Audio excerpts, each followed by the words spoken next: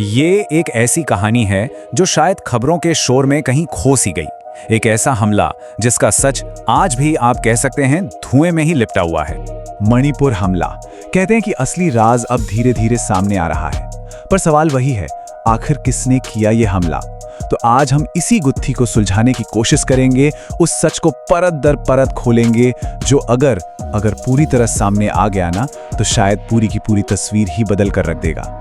तो चलिए कहानी की शुरुआत करते हैं। तारीख थी 7 अप्रैल और वक्त था शाम का। जगह मणिपुर का विष्णुपुर जिला। सोचिए, एक बिल्कुल आम सी शाम। सब कुछ नॉर्मल था। लोग अपने अपने कामों में लगे थे, अपनी रोज की जिंदगी जी रहे थे। बच्चे खेल रहे थे, हवा में हंसी की आवाजें थीं। मतलब एक सुकून भरा माहौल था। किसी को जरा भी अंदाजा नहीं था कि अगले ही पल सब कुछ बदलने वाला है। और फिर ठीक शाम के करीब 6:30 बजे एक कान फाड़ देने वाला धमाका हुआ। एक ऐसा धमाका जिसने उस शांति को, उस सुकून को एक झटके में चीर दिया। आवाज इतनी जोरदार थी कि पूरा इलाका कांप गया। और फिर चारों तरफ था तो सिर्फ धुआं और लोगों की चीख पुकार। जब वो धुआं धीरे धीरे छटा, तो जो मंजर सामने आया उसे देखकर किसी का भी दिल दहल जाए। 2 मासूम बच्चे, जिनमें से एक तो बिल्कुल नवजात था, वो जमीन पर बेजान पड़े थे। उनकी मां खून से लथपथ बहुत ही गंभीर हालत में थी। तभी ये बात साफ हो गई थी, ये सिर्फ कोई हादसा या हमला नहीं था, ये एक पैगाम था, एक साफ साफ संदेश। पर सवाल यह है कि ये संदेश किसके लिए था और इसे भेजा किसने था? और इस खौफनाक घटना के बाद जो हुआ वो शायद लाजमी था। सदमा धीरे धीरे गुस्से में बदलने लगा, और वो गुस्सा वो सड़कों पर एक सैलाब की तरह उमड़ पड़ा। आप सोचिए, धमाका हुए कुछ ही मिनट बीते होंगे कि लोग सड़कों पर उतर आए, गुस्से से भरे हुए। रात के 8 बजते बजते लगभग 400 से 500 लोगों की एक भीड़ एक सीआरपीएफ कैंप की तरफ बढ़ने लगी। सबके जहन में एक ही सवाल था कि इतनी सिक्योरिटी के बीच आखिर यह हमला हुआ कैसे? भीड़ का गुस्सा बढ़ता जा रहा था, वो बेकाबू हो रही थी। और फिर कहानी ने एक और भी खतरनाक मोड़ ले लिया। अब इस बेकाबू होती भीड़ को रोकने के लिए सुरक्षा बलों को फायरिंग करनी पड़ी, और उस गोलीबारी में 2 और लोगों की जान चली गई। यानी धमाके में मारे गए 2 बच्चों को मिलाकर उस एक रात में मौत का आंकड़ा 4 पर पहुंच गया था। और सिर्फ मौतें ही नहीं, इस पूरी हिंसा में 20 से भी ज्यादा लोग घायल हुए। रात के 10 बजते बजते वो पूरा इलाका एक वॉर जोन में तब्दील हो चुका था। अच्छा, अब हालात पर काबू पाने के लिए प्रशासन ने फौरन एक्शन लिया।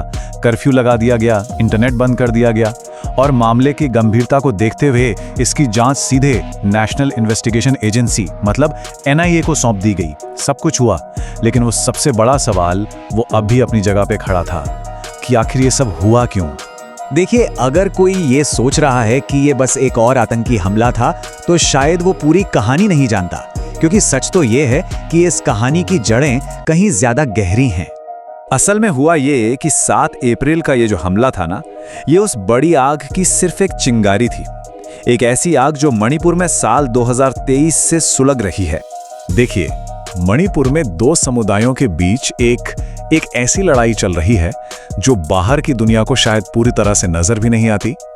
एक तरफ है मैतेई समुदाय जो घाटी में रहते हैं और अनुसूचित जनजाति यानी ST का दर्जा मांग रहे हैं, और दूसरी तरफ है पहाड़ों में रहने वाली कोकी-जो जनजातियां जो इस मांग का जोरदार विरोध कर रही हैं।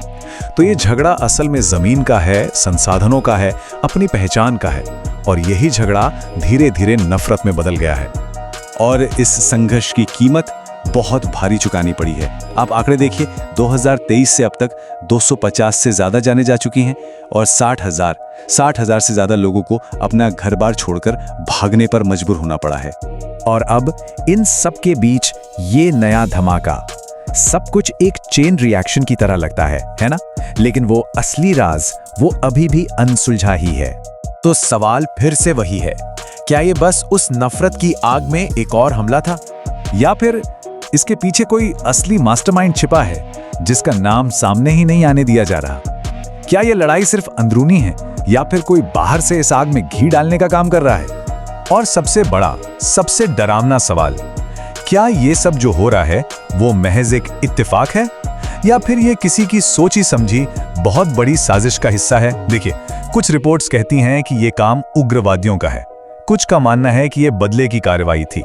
लेकिन मजे की बात यह है कि आधिकारिक तौर पर कोई भी कुछ भी कंफर्म नहीं कर रहा। हो सकता है सच को जानबूझकर छुपाया जा रहा हो, क्योंकि डर है कि अगर असली नाम सामने आ गया तो ये आग और भी ज्यादा भड़क सकती है।